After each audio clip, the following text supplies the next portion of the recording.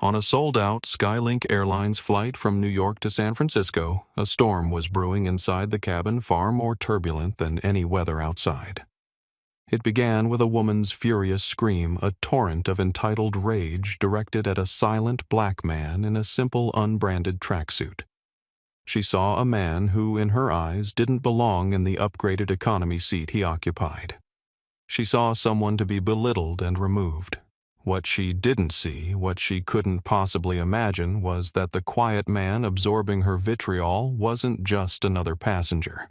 He was Malcolm Bennett, the founder and CEO of the very airline she was flying, and she was about to commit professional and personal suicide at 35,000 feet.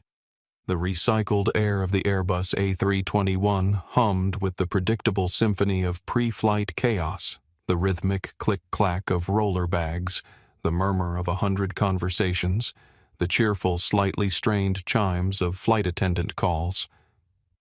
It was a soundcape Malcolm Bennett knew intimately. To most of the passengers filing down the narrow aisle of Skylink Airlines Flight SL-275, he was just another face in the crowd.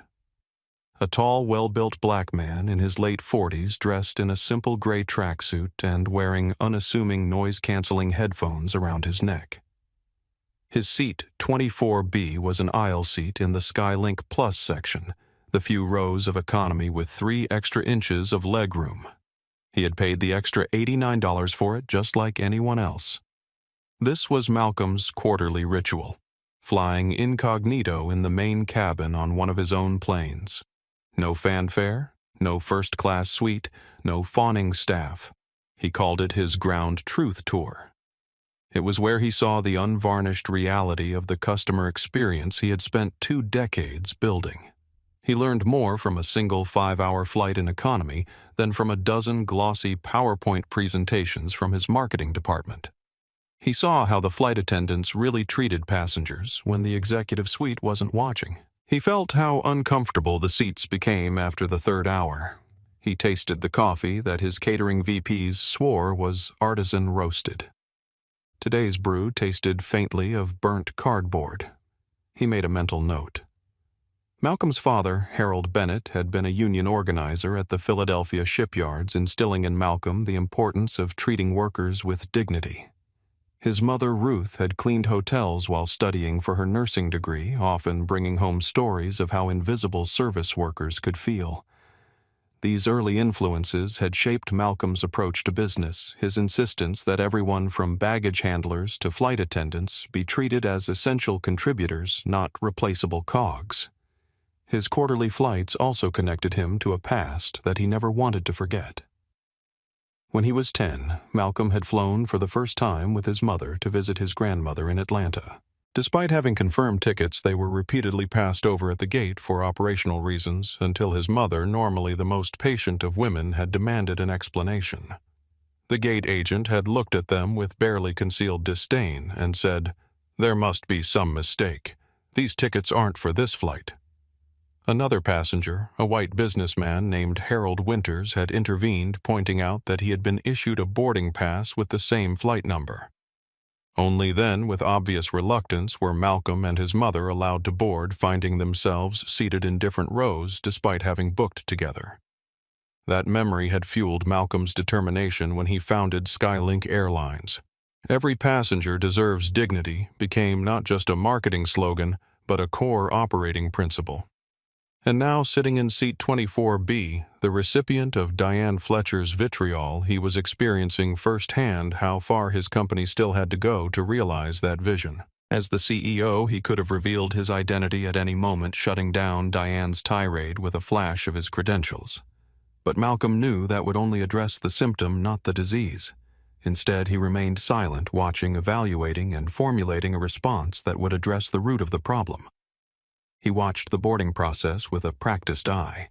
He saw a young mother struggling with a car seat and a toddler, and noted the kindness of a flight attendant named Sophia, who knelt down to help her, distracting the child with a little plastic wings pin. That was good. That was the culture he wanted. He saw a group of college students, boisterous but respectful, quickly stowing their backpacks. Then he saw her. She arrived in a flurry of expensive perfume and audible sighs. Her name, he would soon learn, was Diane Fletcher. She was a sharply dressed woman in her early 50s with a severe blonde bob and a face locked in a mask of perpetual dissatisfaction.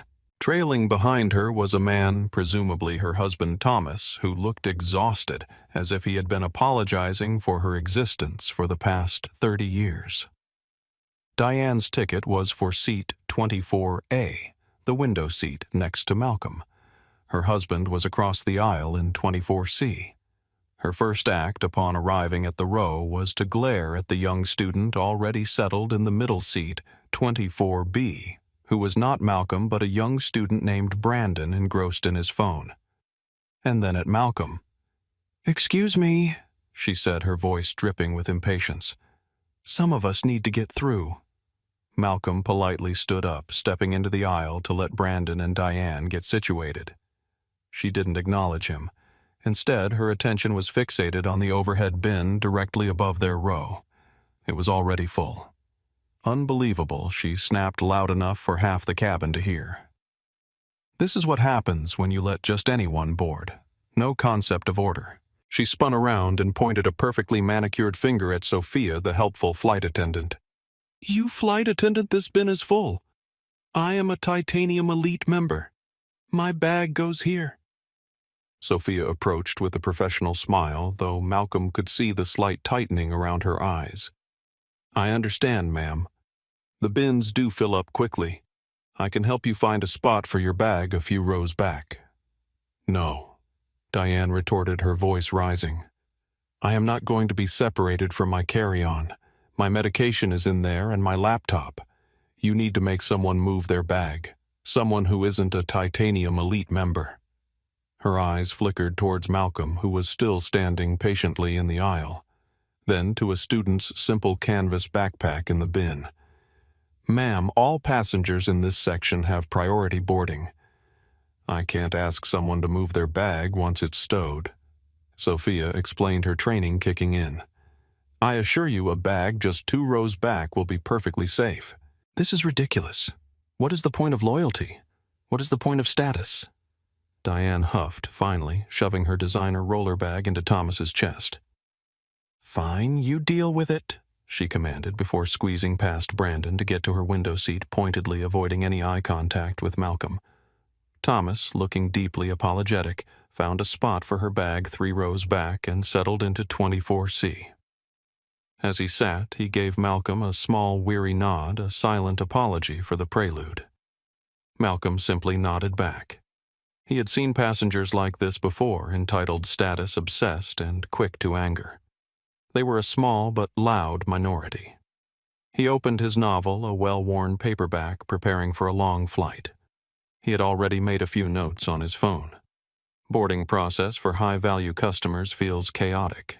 Perceived bin space scarcity is a major friction point. Follow up with ops.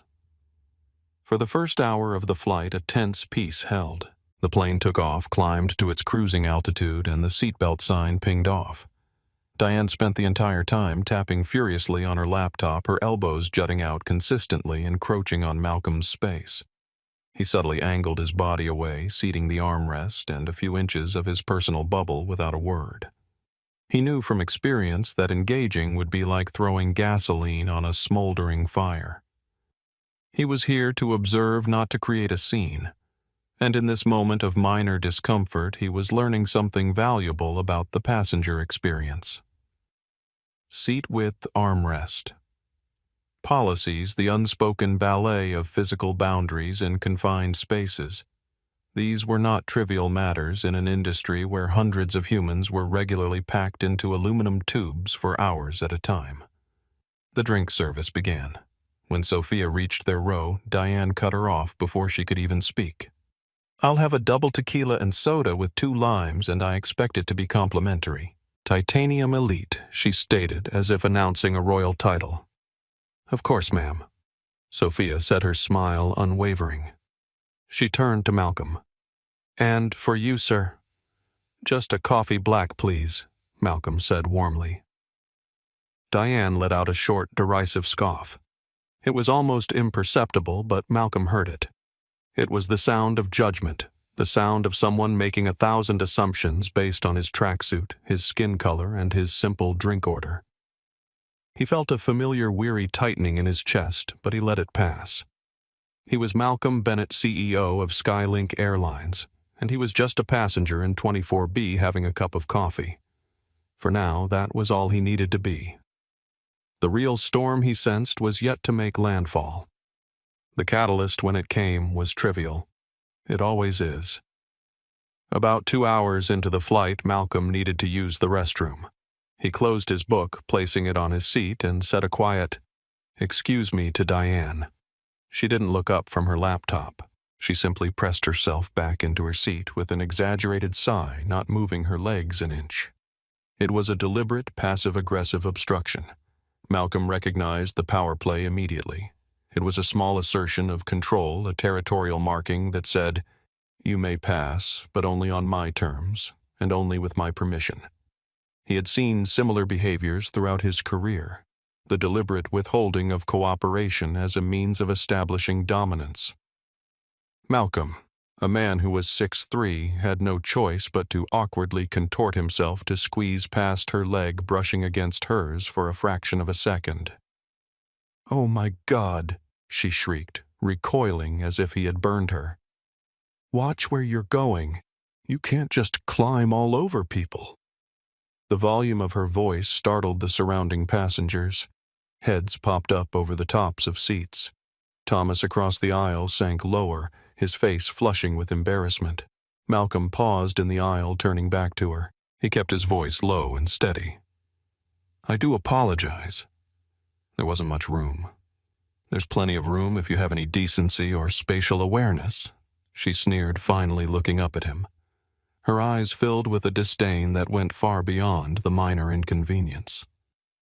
"People like you just have no sense of personal space." The phrase hung in the air, charged and ugly. "People like you."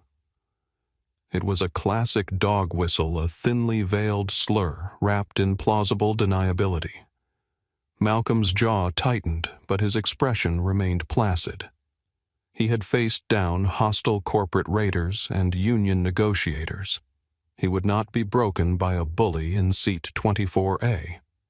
"I'll be more careful next time," he said, his tone neutral, before turning and walking towards the lavatory. His mind, however, was racing. This was no longer just about a rude passenger. This had crossed a line into something far more toxic.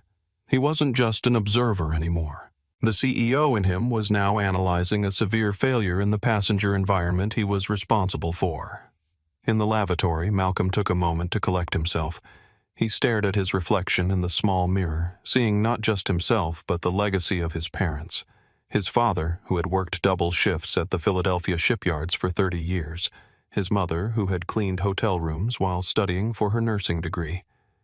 They had taught him that dignity wasn't something that could be taken away by someone else's prejudice. He thought about the choice before him. He could reveal his identity, watch the color drain from Diane Fletcher's face as she realized her mistake. It would be satisfying, a moment of perfect justice. But it would be a personal victory, not a structural one. The company he had built was bigger than any individual, including himself. What mattered wasn't vindicating Malcolm Bennett, but ensuring that Skylink's core values were upheld for every passenger on every flight, whether the CEO was present or not. When he returned a few minutes later, he saw that Diane had deliberately spread her belongings, her laptop bag, her shawl, a magazine partially onto his seat. It was another petty power play, a territorial marking. This time Malcolm didn't ask. He simply picked up her magazine and shawl, folded them neatly, and handed them to her. "I believe these are yours." The act of him touching her things seemed to flip a switch in her mind. Her face contorted with rage. "How dare you!" she yelled, her voice now a full-blown shout that silenced the cabin's low hum. "Who do you think you are, putting your hands on my property? You probably have sticky fingers. I should check my wallet."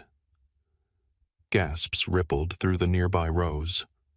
Mrs. Vasquez, in row 27, audibly muttered, "For heaven's sake, that is uncalled for." Thomas Fletcher leaned across the aisle, his voice a desperate whisper. "Diane, for God's sake, stop it. Just stop.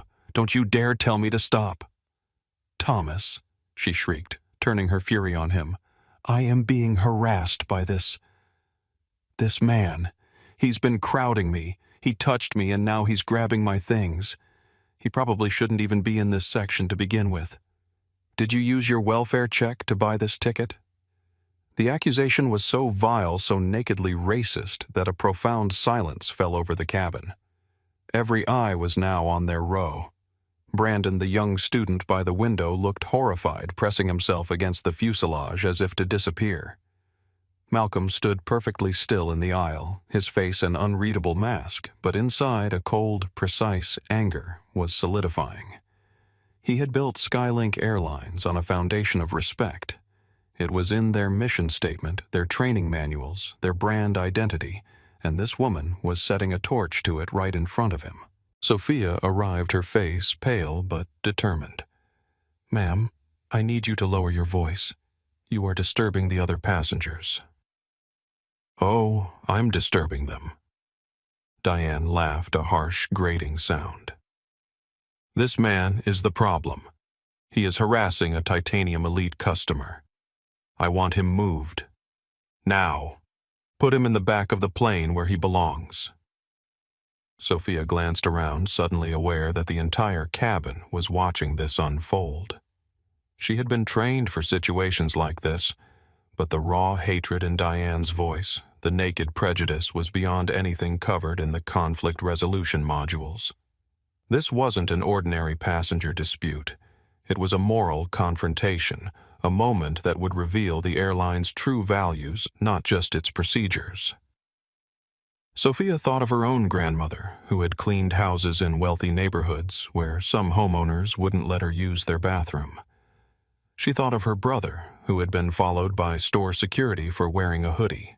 She thought of the countless small indignities her family had faced, the constant need to prove they belonged in spaces others entered without question. Sir Sophia said, turning to Malcolm, her eyes pleading for some form of de-escalation. "Is there a problem here?" Malcolm finally spoke, his voice calm and clear, cutting through the tension. "Yes, there is. This passenger has made several baseless and deeply offensive accusations against me. I have done nothing but sit quietly in the seat I paid for." "Paid for, I highly doubt it." Diane spat. "I want him moved. He is making me feel unsafe. He has an aggressive energy. You know what I mean." She gave Sophia a conspiratorial knowing look, a disgusting invitation to share in her prejudice. It was a test for the young flight attendant, a moment that would define her career, though she didn't know it. Malcolm watched her, his breath held. Would she follow protocol? Would she crumble under the pressure of a high-value customer? Sophia's spine straightened. "Ma'am, you are the one causing the disturbance. Your language is inappropriate and violates our airline's code of conduct. I will not be moving this gentleman. I need you to calm down or I will be forced to report this to the captain." The defiance enraged Diane. Her face turned a blotchy red. "Your captain, I'll report you to your captain. I'll have your job for this. You think your little plastic wings mean anything to me? I spend over $100,000 a year with this airline. I am more important to this company than you will ever be. Now get me the captain or at least the head purser and get this thug out of my sight." She jabbed her finger towards Malcolm's chest, her nail coming within an inch of his shirt. In the row across, a young man named Leo Alvarez had discreetly propped his phone against the window, the camera angled perfectly. He had been recording for the last 2 minutes. Leo had grown up in a neighborhood where police were called on suspicious Hispanic teenagers for simply walking home from school. He had learned early that in a world biased against you, documentation was sometimes your only defense. Now, as a successful software developer, he still carried that lesson. His finger hovered over the stop button, but something told him this confrontation was far from over. Malcolm looked at Sophia, giving her a slight, almost imperceptible nod of approval. She had done the right thing, but this situation was now beyond her. I think Malcolm said, his voice still unnervingly calm, that involving the lead flight attendant is an excellent idea. The atmosphere in the cabin had shifted from tense to toxic. The soft lighting and gentle engine drone did nothing to mask the raw, ugly scene unfolding in row 24. Sophia Rodriguez, standing firm in the aisle, felt the weight of dozens of eyes on her. Her training had covered disruptive passengers, but the sheer venom and racism emanating from Diane Fletcher were beyond anything the simulators could replicate. Sophia thought of her first day at Skylink, the way the training supervisor had emphasized that their job was not just physical safety, but emotional safety, creating an environment where every passenger could travel with dignity. Sometimes the supervisor had said that means standing up to people who would deny others that dignity. Fine, Sophia said, her voice betraying a slight tremble despite her resolve. Please remain in your seat. I will notify the lead flight attendant. She gave Malcolm a quick, apologetic look before making a swift retreat toward the galley phone. As Sophia moved up the aisle, she felt a curious mixture of terror and pride. She had never directly confronted a high-status passenger before, certainly not one claiming to spend 6 figures annually with the airline. At her previous employer, such a customer would have been immediately appeased regardless of their behavior. But Skylink was different. Their training had been explicit. Status did not entitle anyone to mistreat others. Diane smirked, a triumphant, ugly twisting of her lips. She saw this as a victory. In her mind, the chain of command was being activated to serve her. About time someone with authority got involved, she muttered loud enough for everyone to hear. She straightened her blouse and rearranged her shawl, preening as if she had already won. She leaned over to her husband. See, Thomas? This is how you handle things. You can't be a doormat your entire life. Thomas just buried his face in his hands, shaking his head slowly. He had witnessed variations of this scene dozens of times over their marriage, at restaurants, when the service wasn't instantaneous, at hotels, when the room wasn't perfect, at dinner parties, when someone dared to disagree with Diane's opinions. Always, it ended the same way, with his wife's temporary triumph and his own deepening shame. But this time felt different. The racial component was so blatant, so public, so indefensible. And for the first time, Thomas felt something shift inside him, a quiet certainty that this particular bridge, once crossed, could never be rebuilt. Malcolm calmly sat back down in his seat. He didn't look at Diane. He didn't engage. He simply picked up his novel, his posture relaxed. This act of quiet defiance seemed to infuriate her more than any shouting match could have. Still here, she hissed at him. Don't get comfortable. You'll be taking the walk of shame to the back of the bus any minute now. Malcolm turned a page. He was no longer just the CEO observing a problem. He was now the calm center of a storm, a living embodiment of the principles he preached. His composure was his shield and his weapon. Every second of his silence amplified her screeching hysteria. He was thinking strategically now. This incident had to be handled, but it also had to become a lesson. A teachable moment, as his HR department would call it, though that term felt far too sterile for the situation. A few minutes later, a man in a crisp uniform, James Wilson, the lead flight attendant, appeared. He was older, with a kind face, but eyes that showed he had seen it all. Ma'am, I'm James, the lead flight attendant, he said, his voice a soothing baritone. Sophia has informed me of the situation. I need to understand what's happened. James was well aware of the complexity of the situation. Sophia had briefed him succinctly in the galley racial harassment high-status passenger multiple witnesses. His 20 years of experience told him this was a potential powder keg. One wrong word could escalate things further. One moment of weakness could undermine Sophia's authority and send the wrong message to the entire cabin. Diane launched into a dramatic, embellished retelling. This man she began pointing at Malcolm was aggressive from the moment I sat down. He was crowding my space. He got physical with me when he went to the bathroom, and then he started grabbing my personal belongings. I told him to stop and he became menacing. I feel threatened, and your flight attendant was completely dismissive. She took his side. I am a Titanium Elite member, and I am being treated like a criminal while this man who clearly has an anger problem is allowed to intimidate me. James listened patiently, his gaze flickering between Diane's theatrical performance, Thomas's mortified expression, and Malcolm's unnerving calm. He then turned to Malcolm. "Sir, would you like to share your perspective?" Before Malcolm could speak, Mrs. Vasquez from the row behind leaned forward. "Excuse me, sir," she said to James, her voice quavering with indignation. "I've been sitting right here.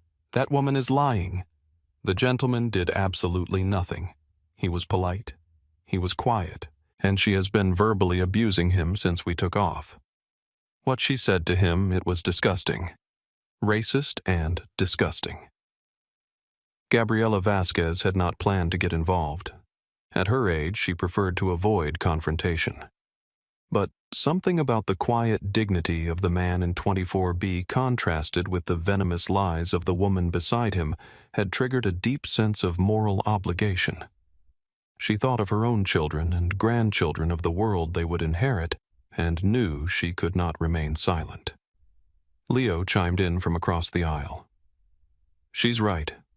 I saw the whole thing.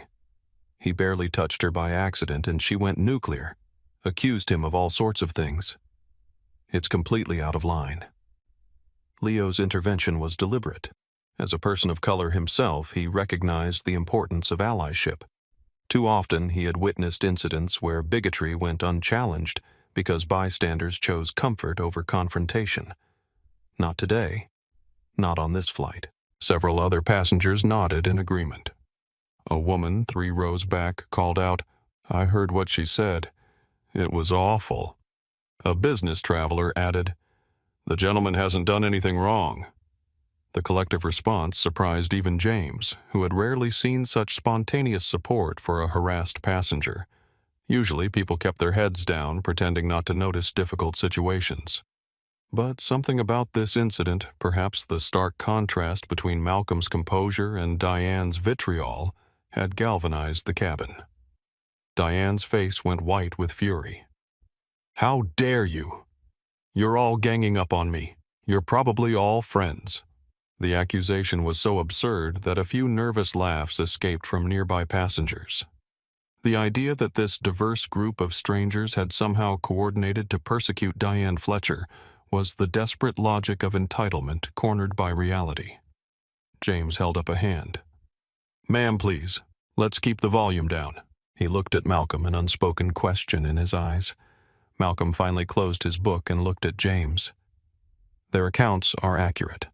I have tried not to engage with this passenger, but her behavior and her language have been unacceptable and are in clear violation of your airline's code of conduct. Specifically the clauses on harassment and hate speech." The precision of his language mentioning specific clauses gave James pause. This wasn't the typical response from an aggrieved passenger. Most people didn't casually cite airline policy during conflicts. But James had no way of knowing that the man before him had personally drafted those policies. Diane scoffed. "Oh, listen to him, the airplane lawyer. What a joke. I want to speak to the captain. Not you, not her, the person in charge." James's patient demeanor hardened slightly. "Ma'am, the captain is currently flying the aircraft. She is responsible for the safety of 184 souls on board. She has been fully briefed via intercom. She has authorized me to handle this situation, and right now I am the authority in this cabin." He leaned in, his voice dropping to a low, serious tone. "You have been accused by multiple witnesses of using racist language and causing a major disturbance. Captain Morales has instructed me to give you one final chance to remain on this flight. You will cease all communication with this passenger. You will not speak to him, look at him, or address him in any way. You will remain quiet and seated for the remainder of the flight to San Francisco. If you violate these instructions in any way, the captain will take further action. Is that understood?" The ultimatum was delivered with the calm certainty of someone backed by both institutional authority and moral clarity. James knew he was on solid ground. Both Skylink's policies and federal aviation regulations empowered him to set these boundaries. For the first time, a flicker of fear appeared in Diane's eyes. The united front of the crew and other passengers had finally pierced her bubble of entitlement. She was being officially warned, and the gravity of it seemed to sink in. She slumped back in her seat, her face a mask of sullen anger. She didn't verbally agree, but she crossed her arms and stared out the window, a clear, silent fine. James gave a curt nod. He looked at Malcolm. "Sir, I apologize for the distress this has caused. Please let us know if there's anything else." "Thank you, James." "You've handled it well," Malcolm said. The compliment was genuine, and James seemed to appreciate it, though he likely just took it as a passenger being supportive. As the purser walked away, a fragile truce settled over the row. The show was over for now. Malcolm reopened his book, but he wasn't reading. He was composing a text message on his phone, his thumb moving quickly and discreetly under the cover of his novel. The recipient was Rebecca Johnson, his executive vice president of operations. The message was short and encrypted with their own internal shorthand, SL-275 code, Crimson Seat 24BD. Fletcher, full incident report required from crew upon landing. Activate Protocol 9. Legal and HR to be on standby. No action until my signal. Code Crimson was a designation they reserved for the most severe in-flight incidents involving passenger misconduct, especially those involving harassment or assault against crew or other passengers. Protocol 9 was the part of the Code Crimson response that dealt with high-status passengers. It ensured that all the usual courtesies and automatic privileges of status were suspended pending a full investigation. It meant that Diane Fletcher's titanium elite shield had just been vaporized. Protocol 9 had been Malcolm's brainchild, developed after a particularly ugly incident 3 years earlier. A Platinum member had sexually harassed a flight attendant, and the initial response had been tepid, a polite warning, a note in the file, nothing substantial. When Malcolm had learned about it, he had been furious. If anything, he had told the executive team high-status customers should be held to a higher standard, not a lower one. They're on our planes more often. Their behavior sets the tone, and they've had ample opportunity to learn our expectations. The resulting protocol was comprehensive, immediate suspension of status privileges, pending investigation mandatory review by a diverse panel of staff.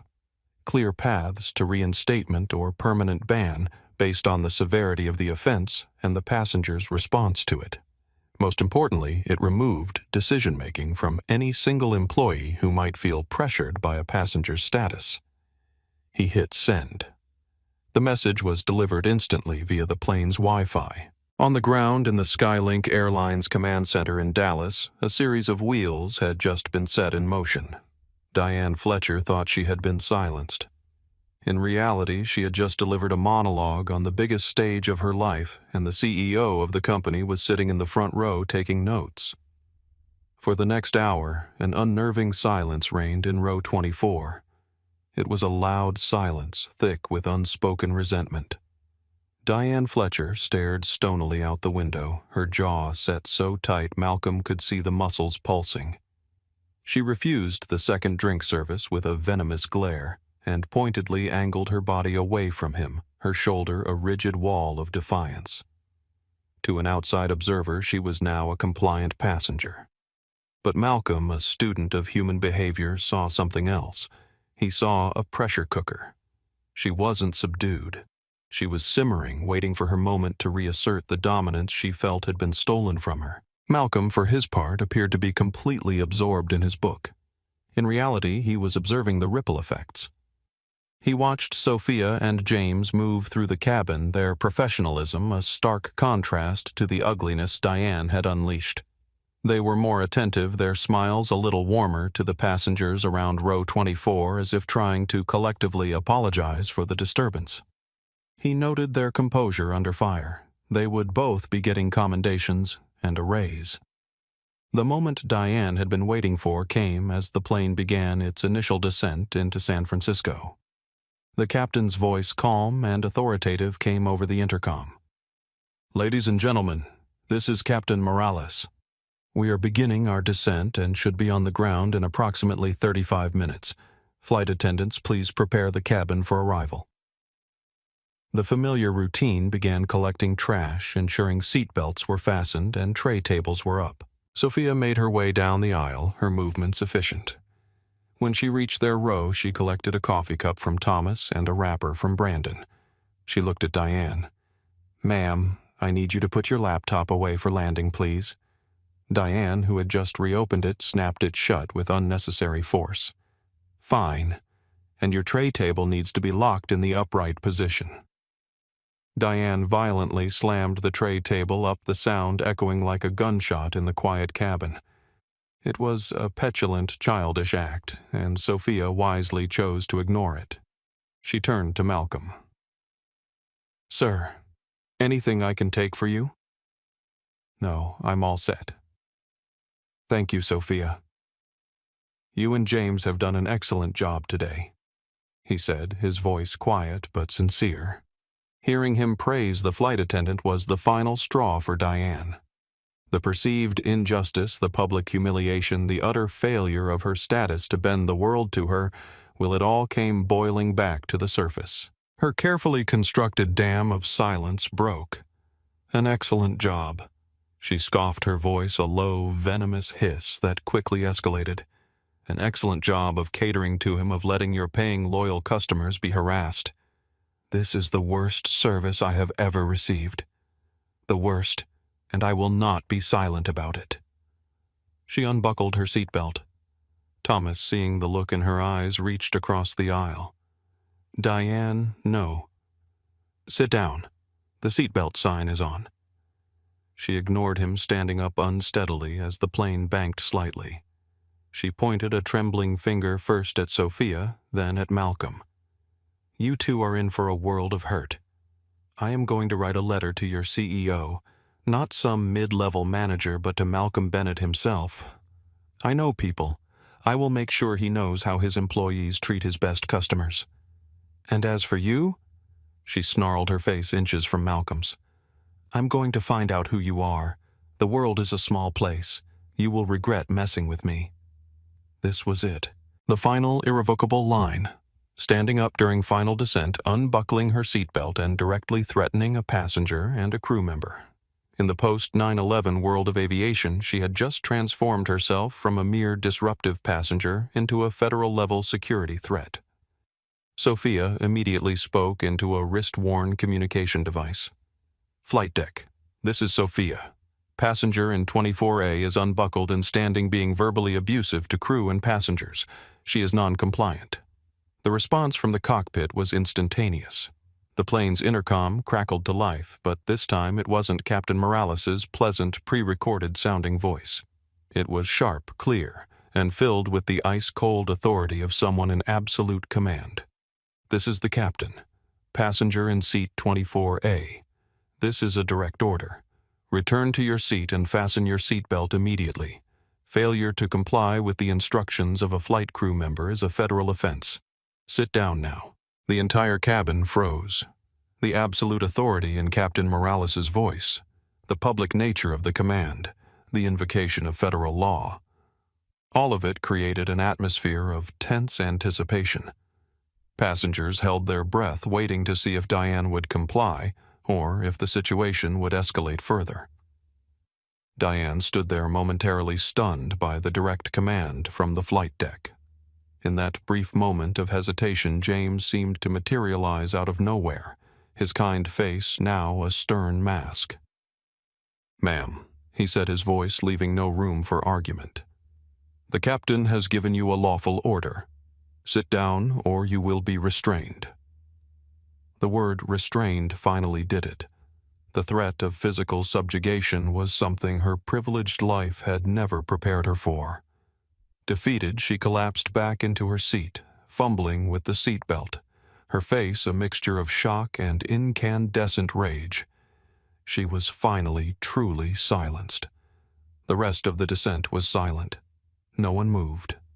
No one spoke. The tension was a living thing in the cabin. Malcolm Bennett remained perfectly still. Outwardly, he was the picture of calm. Inwardly, his mind was a flurry of activity. The incident had escalated. His initial plan to handle this as a severe customer service failure had now shifted. This was a security breach. He sent a second text to Rebecca Johnson: update Level 1 security incident. Non-compliance with crew direct threats. SFO ground staff and law enforcement must meet the aircraft. No exceptions. Confirm receipt. A reply came back in seconds. Confirmed Malcolm. SFO station manager, head of security, and SFPD are being notified. They will be waiting at the gate. Are you okay? Malcolm texted back. I'm fine.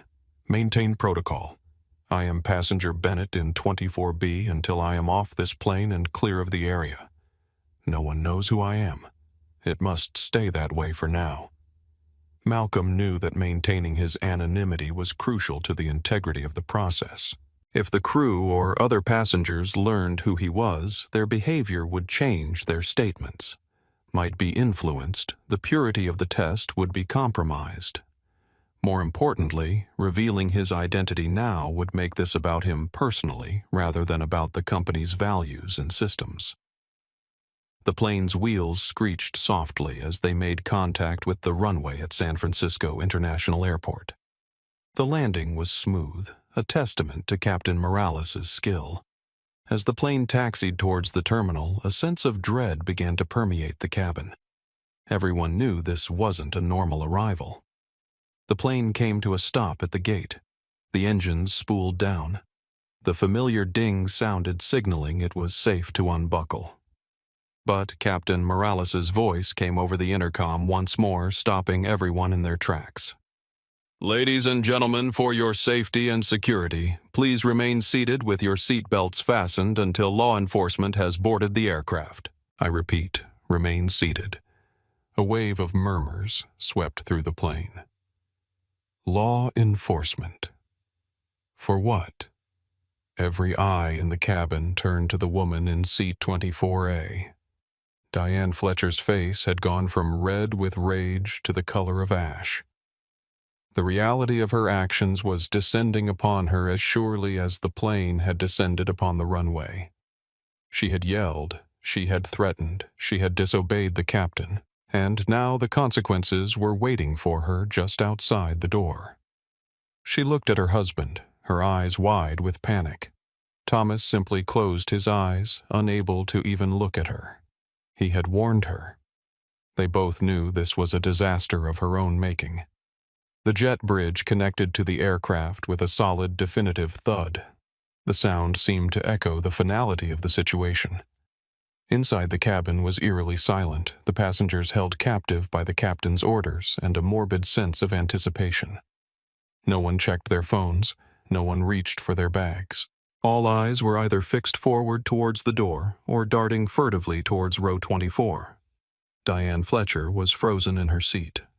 The bravado, the arrogance, the righteous indignation, it had all evaporated, leaving behind a brittle shell of fear. She kept swallowing hard, her manicured hands clutching the armrests, her knuckles white. She was no longer a titanium elite member about to make a complaint. She was a specimen under a microscope, the subject of 183 other people's judgment. The aircraft door hissed open. The first two people to step on board were not smiling gate agents. They were uniformed officers of the San Francisco Police Department's Airport Bureau. One was a tall, stoic man with a salt and pepper mustache. The other, a younger, sharp-eyed woman. They were followed by a man in a dark suit, his Skylink Airlines corporate ID badge, identifying him as the SFO station manager. The station manager, a man named Derek Parker, conferred quietly with James at the front of the galley. James pointed discreetly towards the middle of the plane. The officers and Parker began to walk down the aisle, their footsteps heavy in the silence. The walk felt like it took an eternity. They passed row after row of silent, staring faces. When they reached row 24, they stopped. "Ma'am," the male officer said, his voice calm and professional, directed at Diane. "Are you Diane Fletcher?" She could only manage a weak, trembling nod. "We need you to come with us. Please grab your personal belongings from under the seat. We'll retrieve your overhead luggage for you." "Come with you." "Why?" She stammered, her voice a pathetic whisper of its former shriek. "I haven't done anything wrong." "It was him."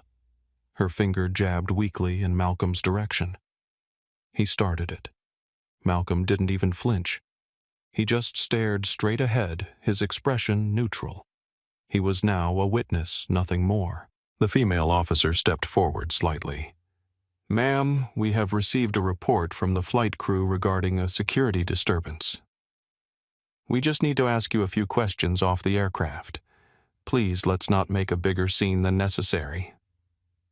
The phrase "bigger scene" seemed to register with Diane. The humiliation was complete. In front of the entire plane, the plane she felt she owned a small piece of, she was being singled out and escorted away by the police. Her husband Thomas was already standing, his face a mask of shame. "I'm her husband," he said quietly to the officers. "Should I come too?" "You're free to deplane with the other passengers once we have your wife secured, sir," the officer replied. "But we only need to speak with her." Slowly, shakily, Diane unbuckled her seatbelt one last time. As she stood, the entire cabin watched her. There were no jeers, no applause, just a heavy, suffocating silence. She wouldn't look at Malcolm. She wouldn't look at anyone. She kept her eyes on the floor as if the cheap carpeting held the secrets to her undoing.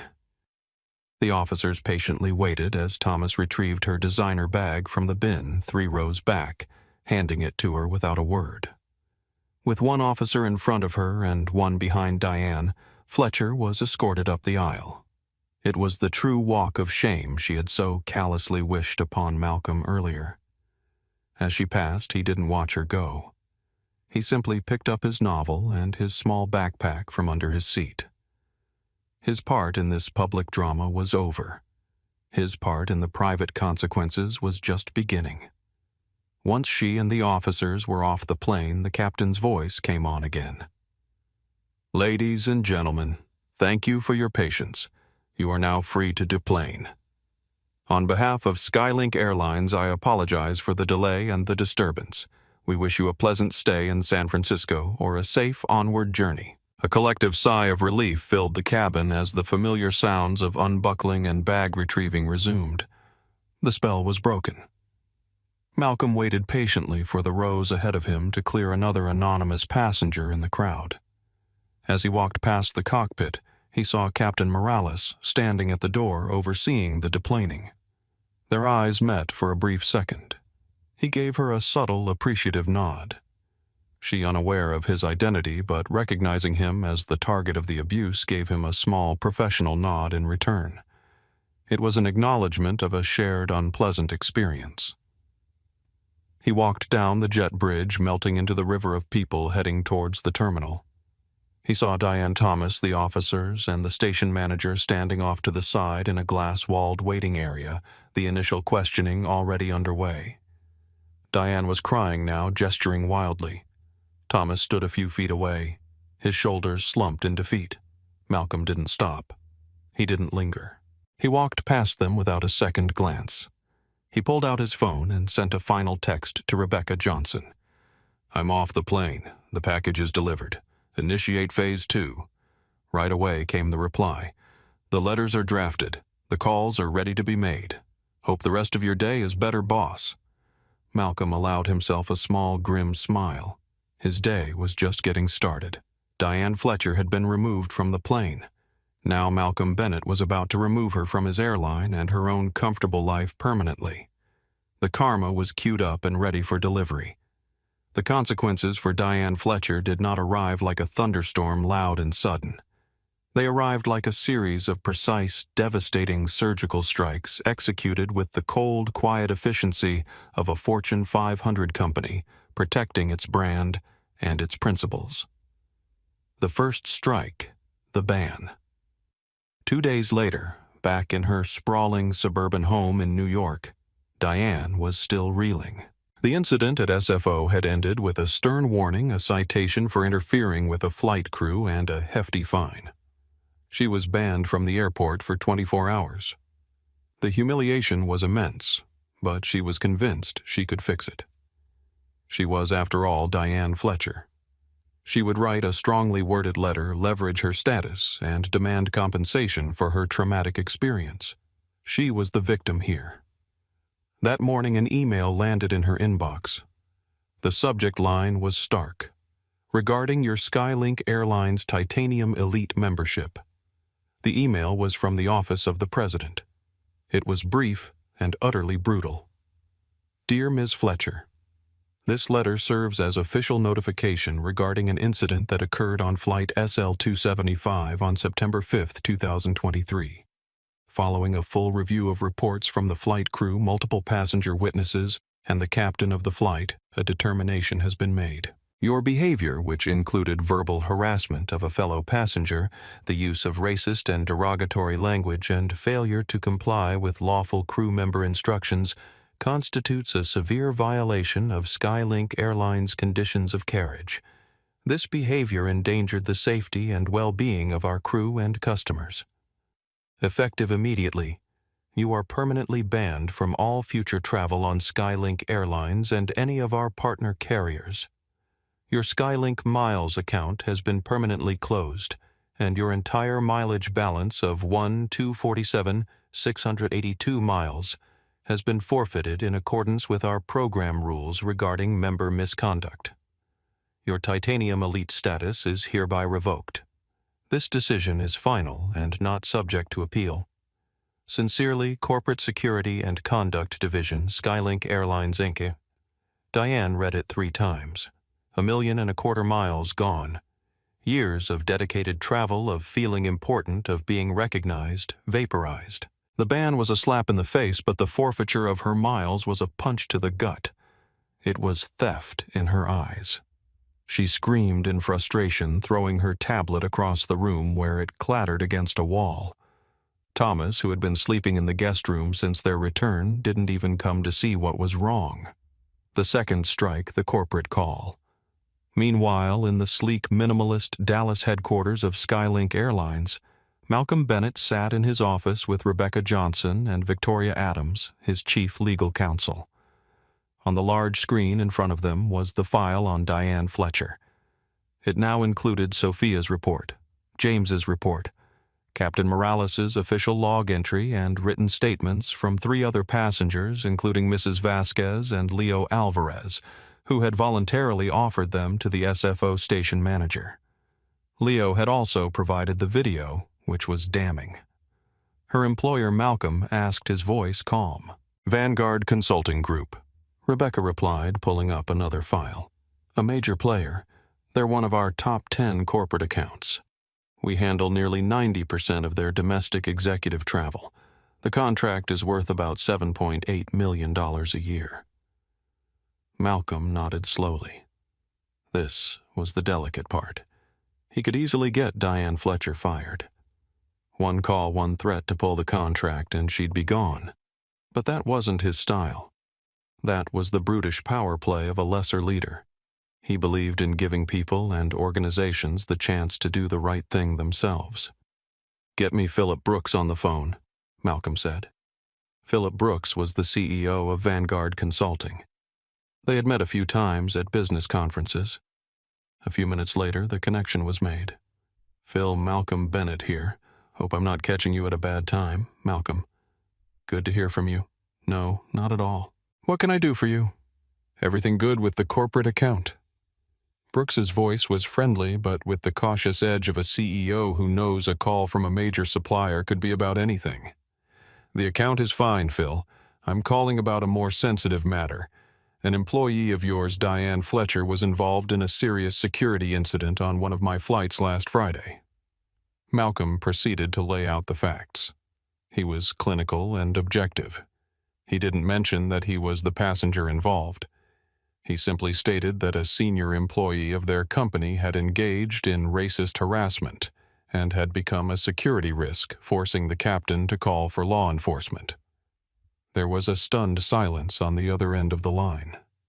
"My God," Brooks finally responded. "Malcolm, I had no idea." "Are you serious?" "Completely," Malcolm said. "Phil, we value our partnership, and I know Vanguard has a strong code of conduct. I'm not calling to tell you how to run your business. I'm calling because her actions, which were witnessed by many, reflect on your company, and frankly, the behavior she exhibited is cancerous. We can't have it on our planes, and I imagine you don't want it in your boardroom." He then delivered the master stroke. "I have a video of the incident, Phil. It's clear it's unambiguous, and it's deeply disturbing. I'm going to have my office send you a secure link. What you do with it is your decision. I just thought you needed to see who is representing the Vanguard brand when they travel." Brooks was practically sputtering. "Thank you, Malcolm. I appreciate the discretion. I will look at this immediately. We will handle this. I promise you this is not what we stand for." Malcolm knew he had planted a seed. Corporations like Vanguard were terrified of two things: losing major clients and PR nightmares. He had just handed Philip Brooks a potential explosion and the evidence to justify extinguishing the fuse. The third and final strike. The fallout. The video was as damning as Malcolm had promised. Philip Brooks watched it with his head of HR and legal counsel. They saw their top rainmaker, Diane Fletcher, a woman who brought in millions in business, unleash a torrent of racist bile and entitled rage. They saw her being a liability not just to Skylink Airlines, but to their own brand. Diane was called into an emergency meeting the next day. She walked in expecting to discuss quarterly projections. She was met by Brooks and the head of HR. They didn't waste time. Diane Brooks began, his face grim. "We've been made aware of an incident on your flight back from New York." She immediately launched into a practiced, self-victimizing narrative, but Brooks cut her off. "We've seen the video, Diane." The color drained from her face. "Video? What video?" He turned his laptop around. Her own furious, contorted face stared back at her. He played 30 seconds of her screaming at Malcolm, culminating in her vile, racist accusations. She had no defense.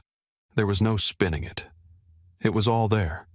"Your actions were a profound violation of this company's Code of Conduct and Ethics policy," the HR head said, sliding a folder across the table.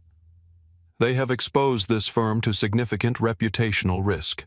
As such, we are terminating your employment effective immediately." It was over. Her career, her massive salary, her expense account, her identity gone. She was escorted out of the building by security, her belongings to be couriered to her later. The final blow came that evening. Thomas, who had been quiet and distant, finally sat her down in their cavernous, silent living room. "I can't do this anymore, Diane," he said, his voice weary and broken. "For 15 years I've been making excuses for you. Your temper, the way you treat service staff, your prejudices. I always told myself it was just stress. But that flight, seeing you like that, seeing the hate in your eyes, I don't know who you are anymore. Or maybe I've just been refusing to see it. I've spoken to a lawyer. I'm moving out tomorrow." Within the span of a week, Diane Fletcher had lost her privileged status, her career, and her marriage. Her life, built on a foundation of arrogance and entitlement, had completely unraveled. All because she couldn't stand the sight of a black man sitting in a seat he was entitled to, a man she had no idea was the architect of the very world she was flying in, and the architect of her impending doom. A month later, Malcolm Bennett stood before a graduating class of new Skylink Airlines flight attendants. The training auditorium was packed, the young, eager faces looking up at him with a mixture of awe and nervousness. They knew who he was, The self-made billionaire, the visionary who had built a budget airline into a premium global carrier. They saw the legend, but Malcolm saw them as the most important people in his company. "Good morning," he began, his voice warm and resonant. "I'm not going to give you a long speech about synergy or shareholder value. I want to tell you a story about a flight I took recently. I was sitting in 24B in Skylink Plus. He recounted the entire incident not for drama, but as a case study. He didn't name Diane Fletcher. He just called her a passenger. He praised Sophia Rodriguez and James Wilson, who were sitting in the front row as guests of honor, their faces flushing with pride. He told the trainees about their professionalism, their courage, and their adherence to the values of the company in the face of incredible pressure and ugliness. The passenger in that story believed her status made her important. Malcolm continued, his eyes sweeping across the room. She was wrong. What makes you important? What makes this airline great is not the balance of a frequent flyer account. It's the decency and respect we show each other. It's the safety you ensure, not just of the body, but of the spirit. Every single one of you, from the moment you put on this uniform, holds the reputation of this entire company in your hands. You are our ambassadors. You are the front line of our values. He spoke about a new initiative born from that flight, the Leading with Respect program. It was a multi-million-dollar investment in enhanced de-escalation and anti-bias training, not just for flight crews, but for all customer-facing employees, from gate agents to call center operators. It empowered them to take immediate action against harassment with the full, unequivocal backing of the C-suite. It included a new system for passengers to commend crew members for exceptional handling of difficult situations linked directly to a bonus pool he had personally seeded. The woman on that flight lost her job and her husband, he said, his tone turning somber. I take no joy in that. Her life unraveled. But actions have consequences. We live in a world where a single act of hatred can be broadcast to millions in an instant, but a single act of courage, of professionalism, of decency that can echo just as loudly. Sophia and James's actions on that day were that echo. They did the right thing. He concluded his speech, and the room erupted in a standing ovation, not just for the CEO, but for the two flight attendants sitting in the front row. Later, back in his office, Rebecca Johnson came in with a final update. Diane Fletcher's lawyers sent a demand letter, she said, placing it on his desk, threatening a lawsuit for defamation and emotional distress. Malcolm didn't even look at it. And our legal team sent them back. A single link, the unedited video from the passenger's phone.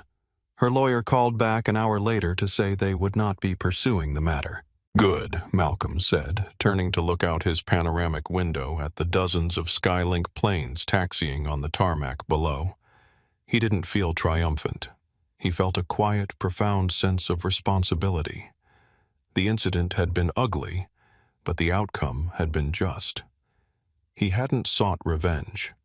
He had simply allowed the natural consequences of one woman's actions to play out in a framework he had built to value respect above all else. He had protected his employee, his customer, his brand, and his own dignity. He watched as another plane full of hopes, dreams, and a few hundred paying customers gracefully took to the sky. It was his name on the tail fin, but it was the values inside the cabin that truly made it fly.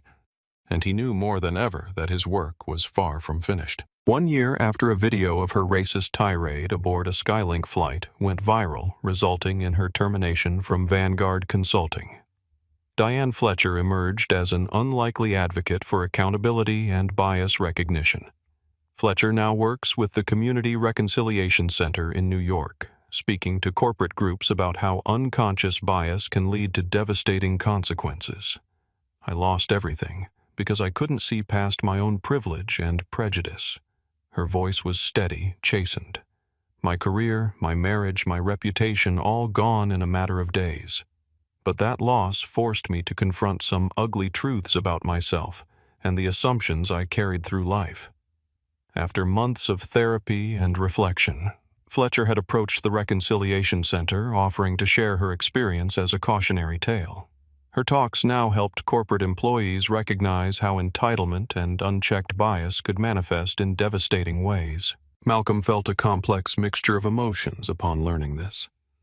There was no joy in seeing someone's life destroyed, even someone who had behaved as reprehensibly as Diane Fletcher.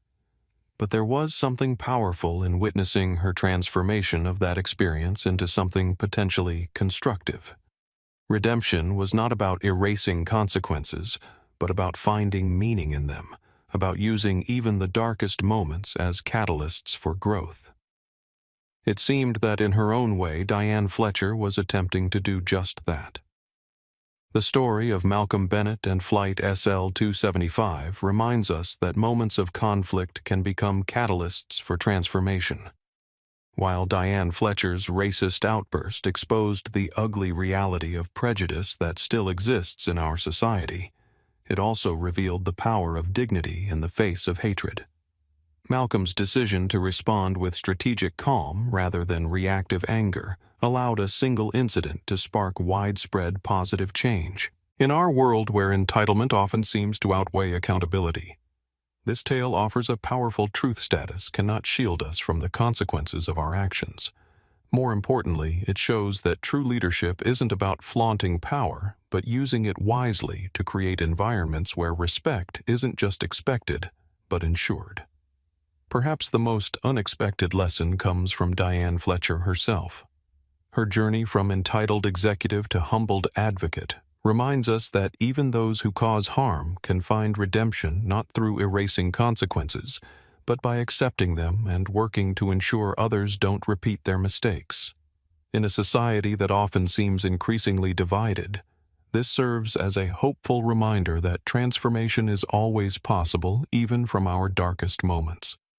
If this story of karmic justice resonated with you, please hit that like button to let us know. Share this video with someone who needs to see that what goes around truly does come around. And most importantly, subscribe to our channel for more real-life stories where justice delivers the final, satisfying verdict. Have you ever witnessed or experienced similar situations during your travels? We'd love to hear your thoughts and stories in the comments below.